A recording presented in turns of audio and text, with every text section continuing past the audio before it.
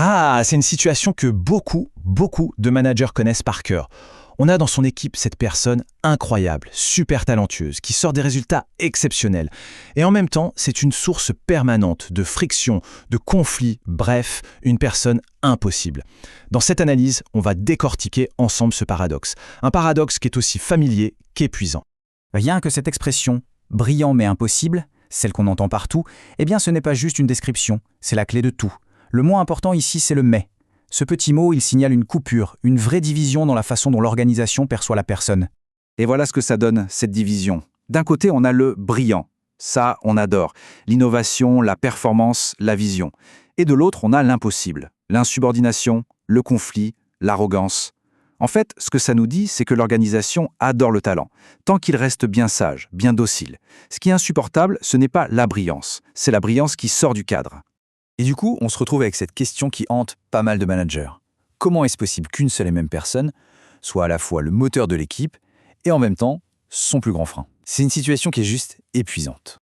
Alors, le but ici, ce n'est pas du tout de donner des astuces pour réparer ou mater ce collaborateur, non. L'idée, c'est de proposer un vrai changement de perspective, d'enfiler en quelque sorte de nouvelles lunettes pour voir toute la situation sous un autre angle. Bon, alors, allons-y.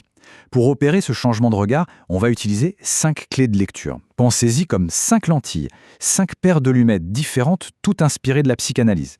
Elles vont nous aider à décoder des comportements qui, de prime abord, paraissent complètement irrationnels. La première lentille, c'est celle du narcissisme. Attention, pas au sens péjoratif. Ça vient de penseurs comme Freud ou Kowitt. Ça suggère que ce collaborateur a un besoin viscéral que sa singularité, sa brillance, soient vues comme centrales. Et du coup, les règles pour tout le monde, les process, pour lui, ce ne sont pas de simples contraintes. C'est une menace, une négation symbolique de son côté exceptionnel. Et c'est là que ça devient fascinant. Il faut écouter au-delà des mots. Quand on entend une critique qui a l'air purement technique du genre « ces process sont absurdes », ce qui est exprimé, au fond, ce n'est pas juste une opinion sur un process, c'est le refus d'y être soumis, comme les autres. C'est une revendication, presque un cri, pour un statut d'exception. Deuxième lentille, le transfert. L'idée est assez simple mais puissante. Le collaborateur, en fait, ne réagit pas vraiment à son manager. Inconsciemment, il est en train de rejouer un vieux conflit, souvent avec une figure d'autorité du passé, un parent, un prof, qu'il a perçu comme injuste ou castratrice. Le manager devient une sorte de fantôme. Et donc, le point absolument crucial à comprendre, c'est que ces provocations ne sont pas de simples attaques. Ce sont des tests. La vraie question, la question inconsciente qu'il pose à son manager, c'est « Est-ce que ton cadre est assez solide pour me contenir, toi ? Est-ce que tu peux me tenir sans t'effondrer ou sans devenir un tyran ?» Passons à la troisième lentille. Celle-ci, elle nous invite à voir son questionnement permanent non pas comme de la contestation systématique, mais plutôt comme un super pouvoir, un radar à injustice. Ce type de collaborateur a une hypersensibilité qui lui fait repérer, avec une précision chirurgicale, tous les écarts entre les belles valeurs affichées par l'entreprise et la réalité du terrain. Quatrième piste de lecture. Et si on avait affaire à un profil cognitif différent? Ce qu'on appelle parfois le haut potentiel intellectuel, ou HPI. Attention, ce n'est pas une maladie, c'est juste un mode de fonctionnement, un câblage cérébral qui est différent de la norme.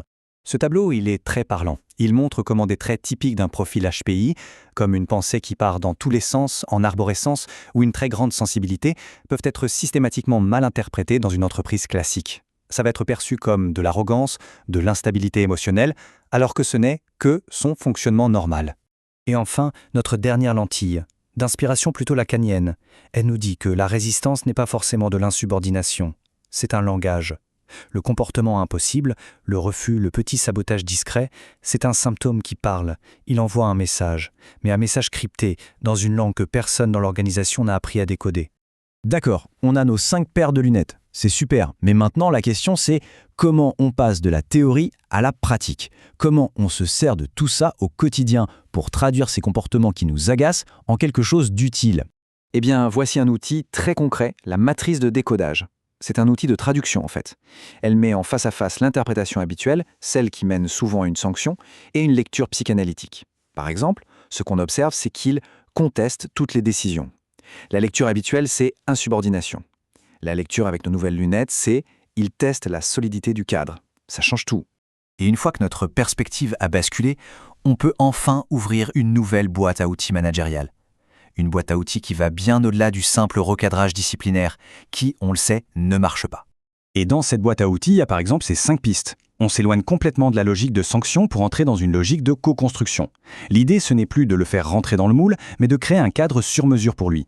Par exemple, le contrat de singularité, c'est reconnaître officiellement sa différence tout en fixant des limites claires. Ou la mission transformatrice, on va utiliser son fameux radar à incohérence non plus comme un problème, mais comme un véritable atout stratégique pour l'entreprise. Toute cette réflexion, finalement, nous amène à une dernière question. Une question fondamentale qui change tout parce qu'elle déplace le projecteur. On arrête de fixer le collaborateur et on retourne le miroir vers l'organisation elle-même. Et la question, c'est celle-ci. Si cette personne travaillait dans une organisation qui serait pensée pour elle, est-ce qu'elle serait toujours impossible ? Cette question nous pousse à une conclusion assez radicale. Le problème, ce n'est peut-être pas la personne. Le vrai problème, c'est peut-être l'écart, le gouffre entre qui est cette personne et ce que l'organisation est capable d'accepter. Finalement, ce collaborateur impossible n'est pas un problème à résoudre. C'est un symptôme. Un symptôme qui révèle ce que l'organisation n'arrive pas encore à tolérer en son propre sein. La complexité, la contradiction et le talent qui ne rentrent pas dans les cases.